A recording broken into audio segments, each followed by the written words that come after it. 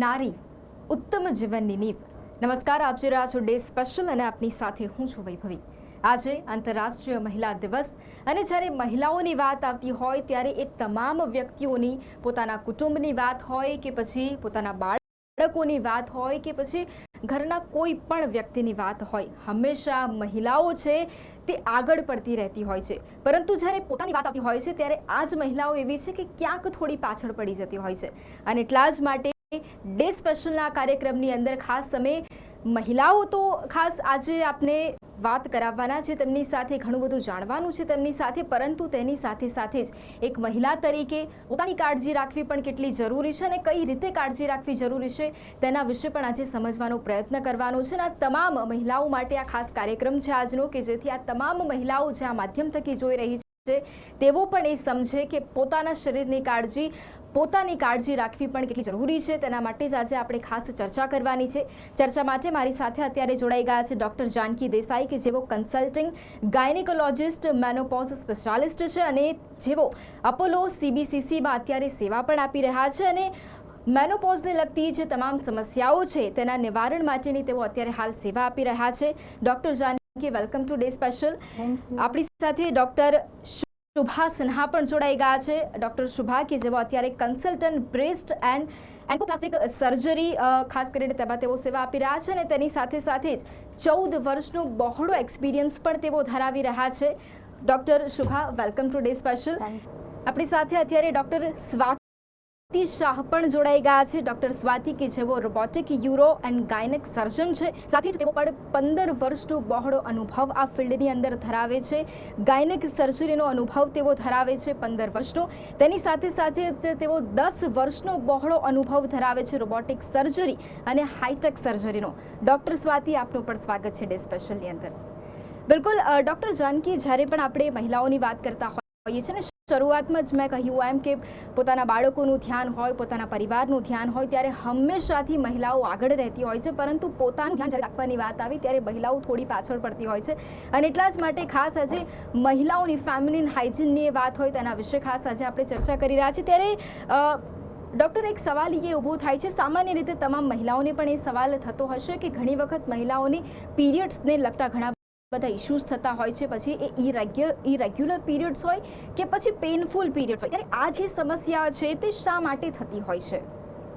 જો સામાન્ય રીતે મહિલાઓનું જે સાયકલ હોય કે જેમાં 13-14 વર્ષથી પીરિયડમાં આવતી થાય, માસિક ચાલુ થાય અને મેનોપોઝ આવે કે જ્યારે 50ની આસપાસ માસિક જાય, ત્યાં સુધી જુદા જુદા સંજોગોમાં પીરિયડની અનિયમિતતાઓ થાય છે. શરૂઆતના 3-4 વર્ષ સુધી અનિયમિત પીરિયડ હોય એ બહુ નોર્મલ છે અને જો બહુ જ તકલીફ ના હોય અને બહુ જ ફ્લો ના હોય તો સામાન્ય રીતે રાહ જોઈ શકાય છે. જો બહુ ફ્લો હોય તો એનિમિયા થઈ શકે, એટલે ડૉક્ટરને બતાવવું પડે. પછીનો પીરિયડ આવે કે જ્યારે પ્રેગ્નન્સી રહી શકે અને વચ્ચેનો સમય હોય કે જ્યારે કોન્ટ્રાસેપ્ટિવ્સ પણ યુઝ કરવા પડે, પીરિયડની અનિયમિતતા હોય તો એ બધામાં તકલીફ પડે. અને એ વખતે જો બહુ જ પીરિયડનો ફ્લો હોય અથવા બહુ જ સામાન્ય કરતાં વધારે અનિયમિતતા હોય તો તમારે ડૉક્ટરને બતાવીને નક્કી કરવું પડે કે અંદર કોઈ ફાઇબ્રોઇડની ગાંઠ કે કોઈ તકલીફ બીજી હોય કે કંઈ કેન્સર ડેવલપ થતું હોય, એવું કંઈ નથી, એ જાણવું જરૂરી પડે. અને જ્યારે મેનોપોઝનો સમય આવે એ આપણે નવી જાણીશું કે મેનોપોઝ શું છે, એ વખતે પણ આપણને અનિયમિતતા હોઈ શકે અને એ વખતે જુદી રીતની તપાસથી નક્કી કરવું પડે કે આગળ તકલીફો ના પડે. બિલકુલ ડૉક્ટર શુભા, પીરિયડ્સની વાત કરી, હવે બ્રેસ્ટને લગતી પણ ઘણી બધી એવી બાબતો છે કે કદાચ મહિલાઓને ખ્યાલ નહીં હોય, એટલે અહીંયા સવાલ એ પણ છે કે બ્રેસ્ટ અવેરનેસ એ શું છે, કેટલી જરૂરી છે અને તેની સાથે સાથે જ કોઈ પણ વ્યક્તિ છે તેણે ક્યારે પોતાના બ્રેસ્ટની તપાસ કરાવવી પડે? हर एक व्यक्ति, हर एक महिला को ये पता होना चाहिए कि उसका ब्रेस्ट, उसका खुद का स्तन कैसा है. इसके लिए उन्हें हर एक माह अपना खुद का स्वतः एग्जामिनेशन करना चाहिए. बट उससे पहले हमें ये जानना ज़रूरी है कि आखिर ये ब्रेस्ट अवेयरनेस होता क्या है. ब्रेस्ट अवेयरनेस का मतलब ये है कि आपको ब्रेस्ट में होने वाले कैंसर के सारे लक्षण पता हो, उन लक्षणों के लिए कब उन्हें चेकअप करना है और अगर उन्हें ऐसा अपने ब्रेस्ट में या स्तन में कभी दिखे तो डॉक्टर के पास कब जाना चाहिए. अब उन्हें कब करना चाहिए, तो हर एक महिला जिसको पीरियड्स आते हैं उनको अपने पीरियड्स के 5th या 6th डे पे अपना ब्रेस्ट एग्जामिनेशन करना चाहिए. और उन महिलाओं को जिनके पीरियड्स बंद हो चुके हैं वो कोई भी एक दिन पक्का कर ले, जैसे हर महीने की पहली तारीख, और उस दिन जांच करें।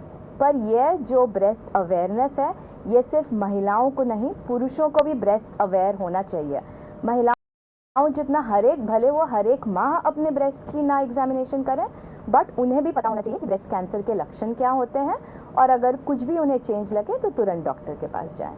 બિલકુલ ડૉક્ટર સ્વાતિ, ખાસ કરીને જ્યારે મહિલાઓની વાત કરીએ છીએ અને ફેમિનિન હાઇજીનની આપણે વાત કરતા હોય ત્યારે અહીંયા ઘણી બધી મહિલાઓને પણ એક સવાલ ઊભો થતો હોય છે, કદાચ એટલું ખ્યાલ ન પણ હોય, તો થોડો એના વિશે પણ ડિટેલમાં જાણવા માંગીશું યુરો કેન્સર વિશે, કે યુરો કેન્સર એ શું છે, કે તેના લક્ષણો પણ શું હોઈ શકે છે, કે જેથી તમામ મહિલાઓ છે કદાચ એમને થોડી ઘણી પણ સમસ્યા લાગતી હોય કે એ તરત જ ડૉક્ટરને પણ કન્સલ્ટ કરી શકે, એટલે આના વિશે પણ થોડું સમજવા માંગીશું।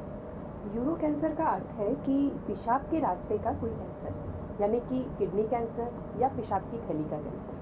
किडनी कैंसर या पेशाब की थैली कैंसर में जो सिम्टम आते हैं वो पेशाब में खून आना, उसके अलावा किडनी की कैंसर के कारण कमर में दर्द होना, कमर में कोई गांठ का महसूस होना, ये सिम्टम भी आ सकते हैं।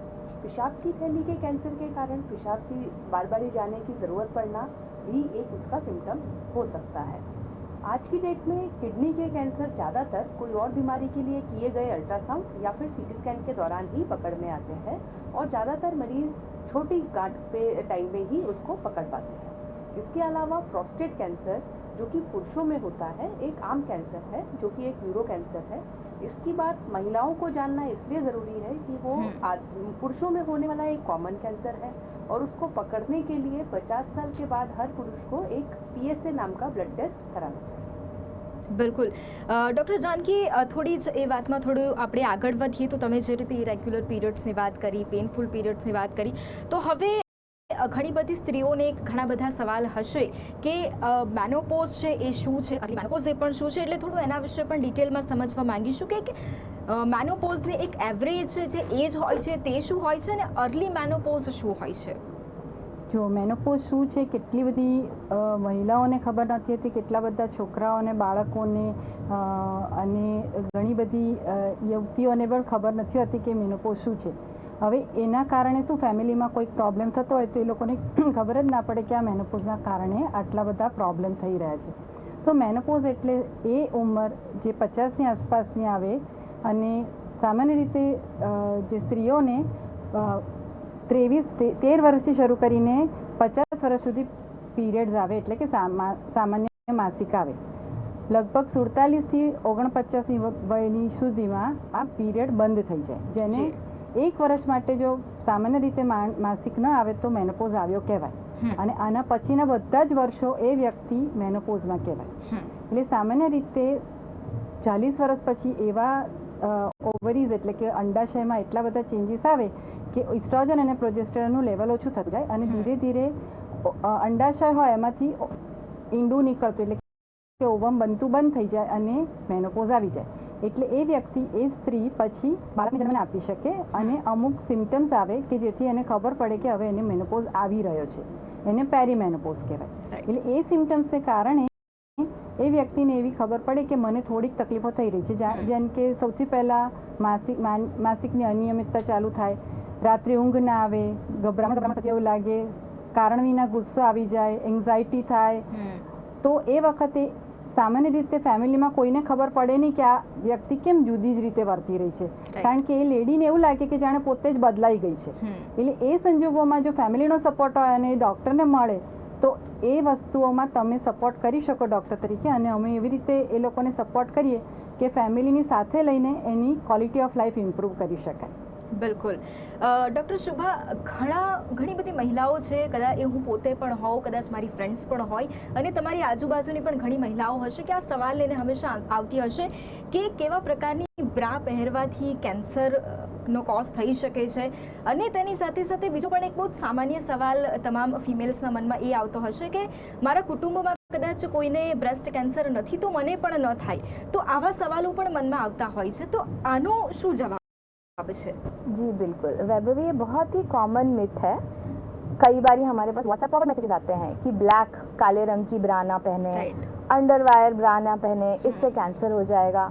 ये सब कुछ बिल्कुल ही गलत है। कोई भी तरीके का ब्रा पहनने या ना पहनने से कभी भी कैंसर नहीं होता है। ब्रा का कोई भी एसोसिएशन कैंसर से नहीं है। और दूसरा, ये भी बहुत कॉमन सवाल है, हमारे पास बहुत सारे ऐसे पेशेंट्स, मैक्सिमम पेशेंट्स जो आते हैं, कभी भी उनके कुटुंब में, फैमिली में किसी और को कैंसर नहीं हुआ रहता है, तो वो एक्सपेक्ट नहीं करते हैं कि हम उन्हें ये डायग्नोसिस देंगे कि उन्हें कैंसर है।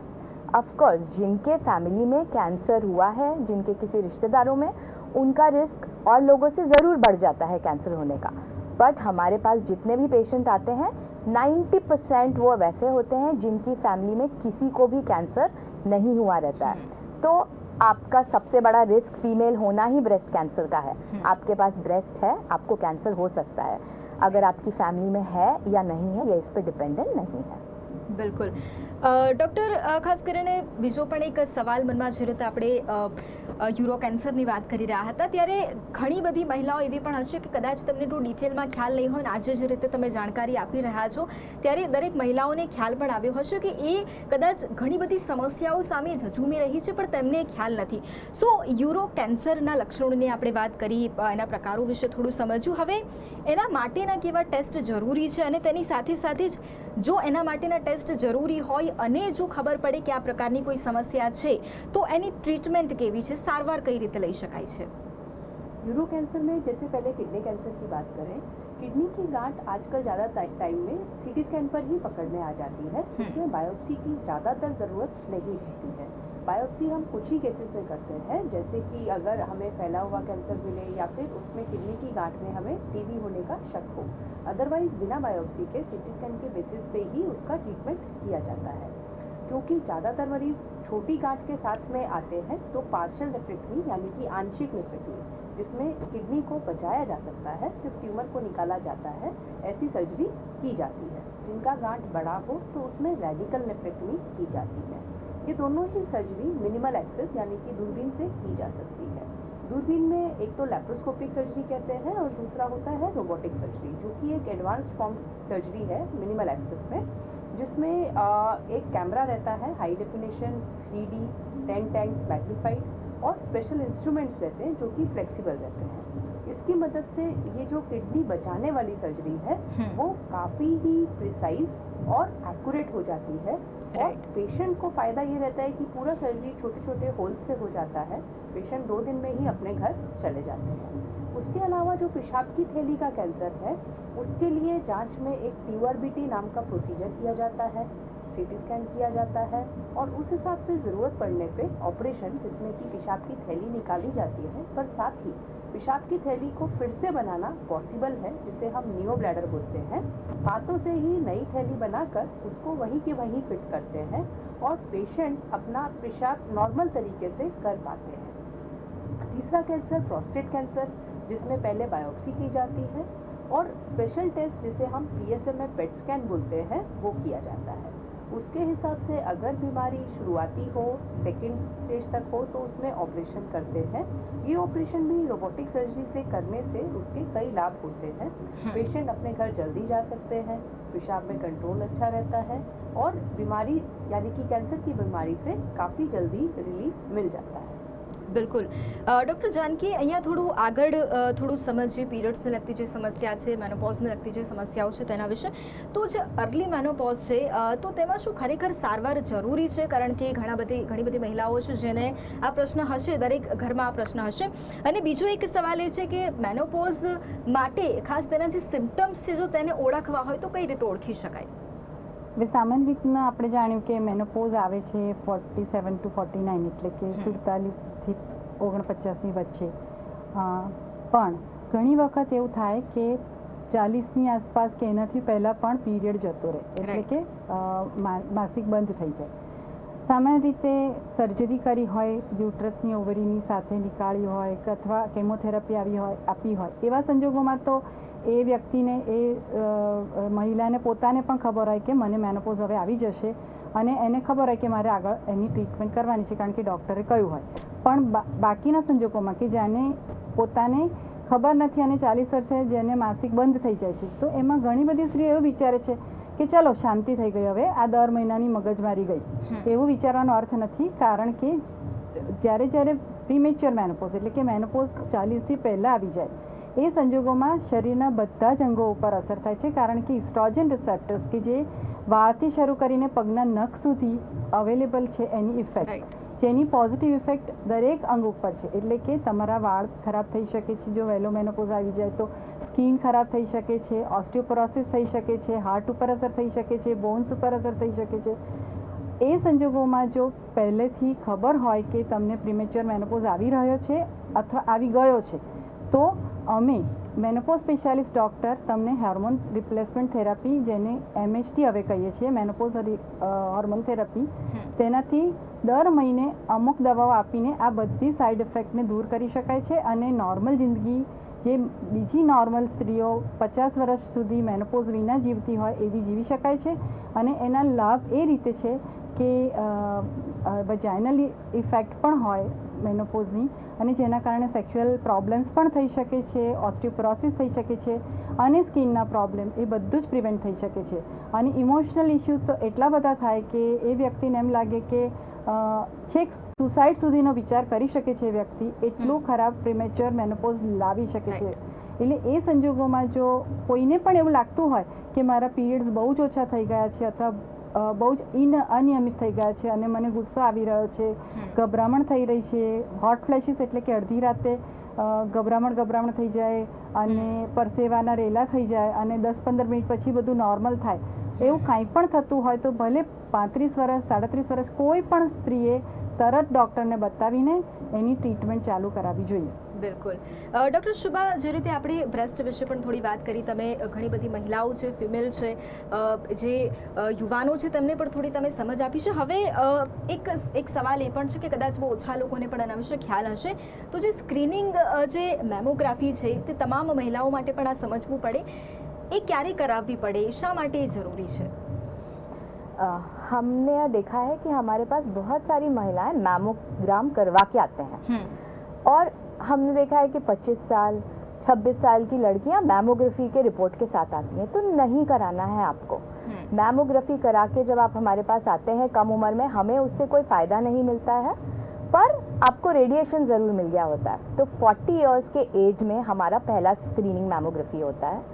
उसके पहले हम जिन लोगों को मैमो करवाते हैं वो जब आपके डॉक्टर बताएंगे तब आपको करवाना है.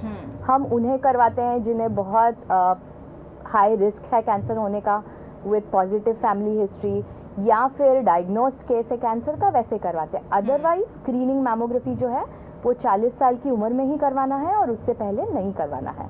तो आपकी पहली जो मैमोग्राम है नॉर्मल लेडीज़ में वो 40 के उम्र में होनी चाहिए, जो है स्क्रीनिंग मैमोग्राफी. उसके बाद हर एक साल आपको मैमोग्राफी करवाने की ज़रूरत नहीं है. आपको कितने सालों में मैमोग्राफी करवाना है ये आपके ब्रेस्ट की क्वालिटी, आपकी फैमिली हिस्ट्री और आपको एग्जामिनेशन करके आपके ब्रेस्ट सर्जन आपको बताएंगे कि आपकी मैमोग्राफी के बीच में ड्यूरेशन कितना होना चाहिए. રાઈટ. ડૉક્ટર સ્વાતિ, જે રીતે આપણે યુરો કેન્સરની તમે વાત કરી, થોડી સમજણ પૂરી પાડી, ટ્રીટમેન્ટ વિશે પણ વાત કરી, તો શું ટ્રીટમેન્ટ બાદ શું ફેરફાર લાઈફમાં આવી શકે છે તેના વિશે પણ થોડું સમજવું છે. લાઈફની અંદર એ ક્વોલિટીને લઈને હોય કે પછી ક્વોન્ટિટીને લઈને હોય, કેવા ફેરફારો આવી શકે છે? ज़्यादातर लोग कैंसर से डरते हैं, पर यही बोलना चाहूँगी कि कैंसर का अर्थ कैंसर नहीं होता है. राइट. ये नहीं कि लाइफ ख़त्म हो गई.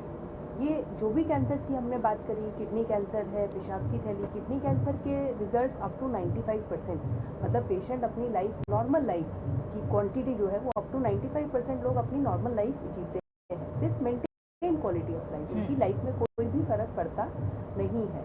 उसी प्रकार से प्रोस्टेट कैंसर, पेशाब की थैली का कैंसर, इनकी ट्रीटमेंट के बाद उनकी लाइफ की क्वांटिटी यानी कि उनकी आयु काफ़ी हद तक सेम रह सकती है with maintain quality of life. यानी कि ऑपरेशन के बाद ऐसा बिल्कुल भी ज़रूरी नहीं है कि वो बेड पे लेटे रहेंगे या कोई भी उनकी रूटीन एक्टिविटी या प्रोफेशनल एक्टिविटी पे कोई फ़र्क पड़े. રાઈટ. ડૉક્ટર જાનકી, જો આપણે આ વાતને મેનોપોઝની વાતને જો કન્ટિન્યુ કરીએ તો મેનોપોઝ દરમિયાન તમે જેમ કહ્યું એમ કે ઘણી વખત થોડું ડિસ્ટન્સ આવી જતું હોય છે, પછી ઇમોશનલી હોય, ફિઝિકલી હોય, કોઈ પણ રીતે, તો શું મહિલાઓમાં ડિપ્રેશનનો શિકાર બનતી હોય છે? અને જો ડિપ્રેશનનો શિકાર મહિલા બને છે તો એની ટ્રીટમેન્ટ શું કરી શકાય? હા, સામાન્ય રીતે એવું થાય છે. લગભગ હું રોજે એવા પેશન્ટ જોઉં કે એ લોકો એવું કહે કે મને રાતે નથી આવતી, મને ખરાબ વિચારો આવે છે, મને એવું લાગે છે કે મારી જિંદગી જીવવા જેવી નથી. પણ જેવું આપણે એવું કહીએ કે આના માટે તમારે દવા લેવી પડે, એટલે એ લોકો એમ કે ના ના પછી એની આદત પડી જાય. એટલે તમને મારું કહેવું એમ છે કે દરેક વ્યક્તિએ પોતાની તકલીફ હોય ત્યારે દવાથી જરા પણ ગભરાવું ના જોઈએ. બિલકુલ. મેનોપોઝનો સમય આવે એ ટ્રાન્ઝિશન પીરિયડ છે, એટલે કે સામાન્ય રીતે થઈ શકે તકલીફ કે એન્ઝાયટી તો હોય પણ એ તો ચાલી શકે કે એના વિના દવા વિના ચાલી શકાય, પણ જો ડિપ્રેશન સુધીની વાત આવે તો દવાથી જરા પણ ડરવું ના જોઈએ. ડૉક્ટરને બતાવીને દવાઓ ચાલુ કરવી પડે. અને ઘણી વખત બહુ યંગ એજમાં મેનોપોઝ આવી ગયો હોય તો menopause hormone therapy best treatment છે જ્યારે હોટ ફ્લેશિસ અને સાયકોલોજીકલ સિમ્ટમ્સમાં બહુ જ ફેર પડે. અને દવાઓની આદત પડે એની ચિંતા કર્યા કરતાં પોતાની ક્વોલિટી ઓફ લાઈફ પર વધારે ધ્યાન આપવું જોઈએ. કારણ કે કોઈ પણ ડૉક્ટર જે દવા આપે છે એ તમને એમાંથી બહાર નીકળવાનો રસ્તો પણ બતાવશે. એટલે પછી તમે તમારી ક્વોલિટી ઓફ લાઈફને બદલવા માટે તમે પ્રાણાયામ, યોગા, પોઝિટિવ લાઇફસ્ટાઇલ ચેન્જીસ એ બધું તમે કરી શકો. પણ જે ટ્રાન્ઝિશન પીરિયડ છે કે જ્યારે તમને પોતાને કશું જ કરવાનું મન નથી થતું ત્યારે તમે યોગા અને પ્રાણાયામ ચાલુ પણ નહીં કરી શકો. એ સંજોગોમાં જો થોડીક દવાઓથી તમને પોતાને બધું વસ્તુ કરવાનું મન થાય કે લાઈફ જીવવાનું મન થાય, એ સંજોગોમાં 6 months કે 1 year માટે તમે હોર્મોન થેરાપી કે એન્ટી ડિપ્રેસન્ટ્સ લો છો તો એનીથી ક્વોલિટી ઓફ લાઈફમાં બહુ જ ફેર પડે છે અને તમે પોતાની જાતે વિચારીને પોતાનામાં ચેન્જીસ લાવીને આગળની ક્વોલિટી ઓફ લાઈફને ઇમ્પ્રૂવ કરી શકો. બિલકુલ રાઈટ. આઈ થિંક ઘણી બધી મહિલાઓ છે કે જેમને આજે ઘણું બધું ખ્યાલ આવ્યું હશે. ડૉક્ટર શુભા, બ્રેસ્ટને લઈને જે પણ તકલીફો હોય છે તેની આપણે વાત કરીએ તો જે રીતે તમે ઘણું બધું સમજાવ્યું, હવે ઘણી મહિલાઓને સવાલ પણ હશે કારણ કે જ્યારે આવી કોઈ સમસ્યા થાય તો સારવારને લગતા ઘણા બધા પ્રશ્નો ઊભા થાય છે. તો આને શું ટ્રીટ કરવા માટે માસ્ટેક્ટોમી જ એકમાત્ર વિકલ્પ છે કે તેના સિવાય પણ કોઈ વિકલ્પ अवेलेबल है? सब लोगों को यही लगता है कि अगर ब्रेस्ट का कैंसर हुआ तो मैस्टेक्टमी यानी कि ब्रेस्ट निकालना ही होगा. ऐसा नहीं है. साइंस अभी बहुत एडवांस्ड हो चुका है. आपकी ब्रेस्ट बचा के भी सर्जरी कर सकते हैं. अगर ऐसा है कि पूरे ब्रेस्ट में कैंसर फैला हुआ है पर ऊपर की स्किन, चमड़ी, निपल वगैरह सब नॉर्मल है तो वो सब इंटैक्ट रख के भी अंदर से ब्रेस्ट निकाल के इम्प्लांट डाल सकते हैं. या फिर हम नया ब्रेस्ट आपकी खुद की बॉडी के टिश्यू से बना सकते हैं. या फिर आपके खुद के जो ब्रेस्ट बचा रहे हैं उसके टिश्यू से भी नया आपका शेप मेंटेन कर सकते हैं. तो ब्रेस्ट कैंसर का सर्जरी सिर्फ और सिर्फ ब्रेस्ट निकालना नहीं होता है. हमारे पास बहुत सारे ऑप्शंस हैं. तो ब्रेस्ट कैंसर सर्जरी के नाम से कभी डरना नहीं है, because breast cancer surgery is not mastectomy. Going flat is not the answer. Right. અચ્છા ડૉક્ટર સ્વાતિ, અત્યારે યુરો કેન્સર વિશે સમજ્યું. હવે દરેક મહિલાને એક સવાલ એ પણ હશે અને કદાચ અમુક મહિલા એવી છે કે જેમને કદાચ આવું કંઈક છે પણ એવો પણ ખ્યાલ નહીં હોય, તો ખાસ ગાયનેક કેન્સર વિશે પણ થોડું સમજવું છે કે ગાયનેક કેન્સર શું છે, તેના પ્રકારો કેવા છે અને તેને કઈ રીતે ટ્રીટ પણ કરી શકાય છે.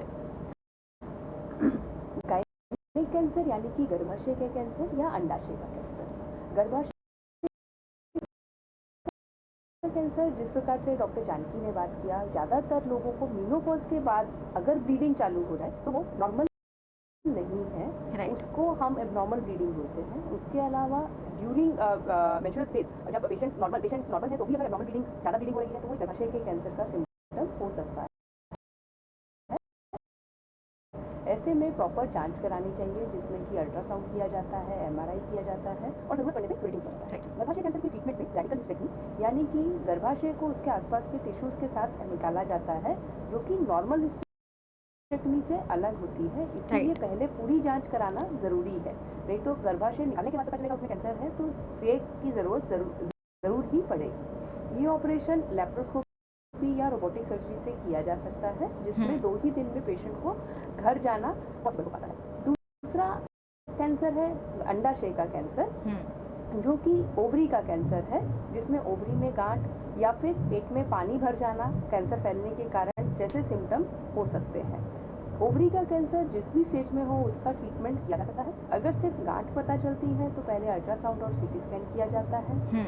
ऑपरेशन के दौरान गांठ को निकालकर फ्रोजन सेक्शन किया जाता है और ज़रूरत पड़ने पर आगे का ऑपरेशन किया जाता है.